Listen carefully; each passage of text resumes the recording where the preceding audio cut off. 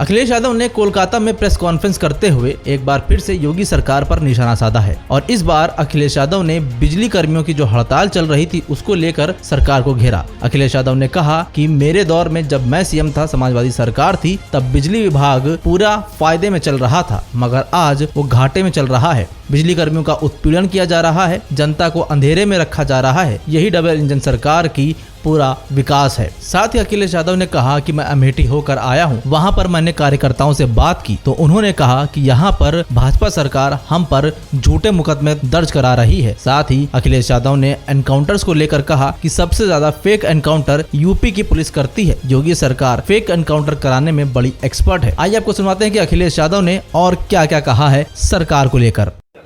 मुझे याद है 2014 के बाद जब बनारस में बिजली संकट आया और वहाँ के भारतीय जनता पार्टी के 2 वरिष्ठ नेता मुझसे मिले थे, क्योंकि उस समय सरकार समाजवादियों की थी। उन्होंने मुझसे ये कहा कि प्रधानमंत्री की कॉन्स्टिट्यूंसी है, इसको 24 घंटे बिजली दी जाए। मैंने उसी समय फैसला लिया था कि प्रधानमंत्री जी की कॉन्स्टिट्यूंसी को 24 घंटे बिजली उपलब्ध होगी। और उसके बाद मैंने उन्हीं वरिष्ठ नेताओं से जो भारतीय जनता पार्टी के थे उनसे कहा था कि उत्तर प्रदेश सबसे ज़्यादा लोकसभा के सांसद जिताता है, उत्तर प्रदेश ने 2 बार सरकार बनाने का मौका दिया है, उत्तर प्रदेश का बिजली का कोटा बढ़ाना चाहिए। लेकिन आज भी बिजली का कोटा उत्तर प्रदेश का दिल्ली की सरकार ने नहीं बढ़ाया है और ये लग रहा है कि ये जानबूझ करके हड़ताल करा करके उन कर्मचारियों को इन्होंने भरोसा दिलाया था एक समय पर कि आपकी सभी मांगों को माना जाएगा। चुनाव से पहले इन्होंने बुला करके कहा था बीजेपी के नेताओं ने, और आखिरकार जब वो अपनी मांग कर रहे हैं तो बीजेपी क्यों पीछे हट रही है? ये संकट पूरा पैदा किया हुआ है मुख्यमंत्री जी का। मुख्यमंत्री जी खुद चाहते हैं कि उत्तर प्रदेश में बिजली का संकट हो और इसी के बहाने हम उत्तर प्रदेश के सब कारखानों को बेच करके प्राइवेट हाथों में दे दें। बीजेपी के हिसाब से देखेंगे तो बीजेपी तो कह रही थी कि सब कुछ जीत लेंगे, वो कहां जीते हैं वो लोग। और कर्नाटक में भी या उत्तर प्रदेश में देख लीजिए आप, हमारे उत्तर प्रदेश के मुख्यमंत्री ऐसे हैं जो किसी को काम नहीं करने दे रहे हैं, खुद तो काम कर ही नहीं रहे हैं, किसी को काम नहीं करने दे रहे हैं।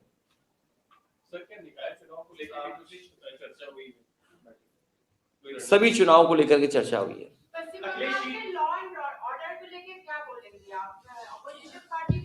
उत्तर प्रदेश से तो बेहतर ही है, जहां प्रधानमंत्री हैं, जहां पर मुख्यमंत्री एक ही पार्टी की 2 सरकारें हैं, और हमारे पत्रकार साथी ने जो आंकड़ा बताया फेक इनकाउंटर का, कि सरकार दावा कर रही है कि इतने इनकाउंटर्स किए हैं, इसमें सबसे ज्यादा फेक इनकाउंटर्स हैं। और हमारी पुलिस का निशाना आप देखिए, घुटने से ऊपर तो गोली नहीं जाती है।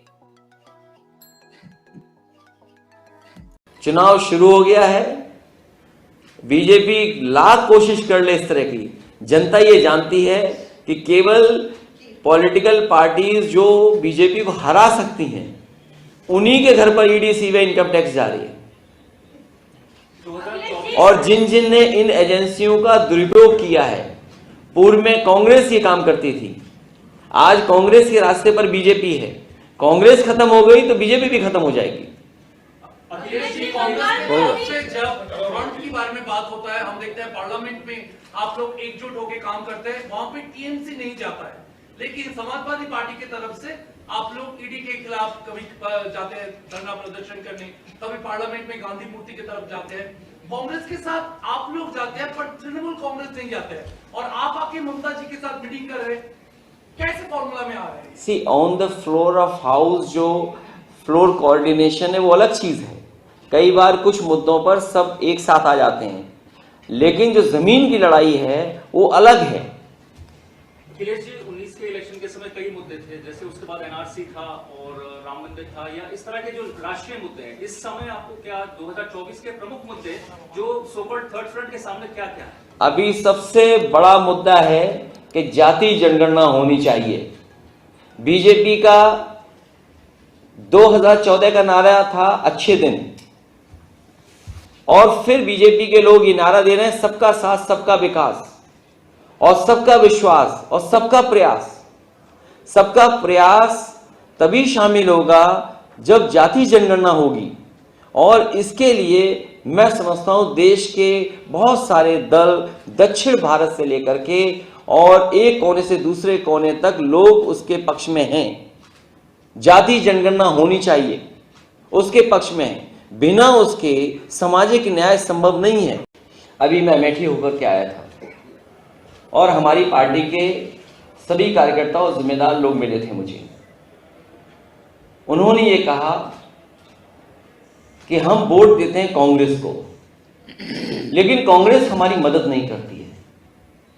अभी हाल ही में वहां डबल मर्डर हुए, उससे पहले ट्रिपल मर्डर हुआ। वहां पर समाजवादी पार्टी के कार्यकर्ताओं के साथ उत्पीड़न, अन्याय हो रहा है, झूठे मुकदमे लग रहे हैं। अगर वो समाजवादी पार्टी का प्रधान है और वो सोचते हैं कि ये हमारे सरकार हमारी पार्टी के खिलाफ रहेगा, तो उसके पावर सीज हो रहे हैं, छोटे छोटे कार्यकर्ताओं को परेशान किया जा रहा है। जब उनके ऊपर परेशानी है, झूठे मुकदमे लग रहे हैं, कांग्रेस का एक नेता, एक कार्यकर्ता उनकी मदद करने के लिए नहीं पहुंचता है। तो हमारी पार्टी के लोगों का यह कहना है कि अगर ये वोट चाहते हैं तो हमारी मदद करें, और हम वोट दे देते हैं तो ये हमारी मदद नहीं करते हैं। इसलिए समाजवादी पार्टी को यहां पर चुनाव लड़ना चाहिए।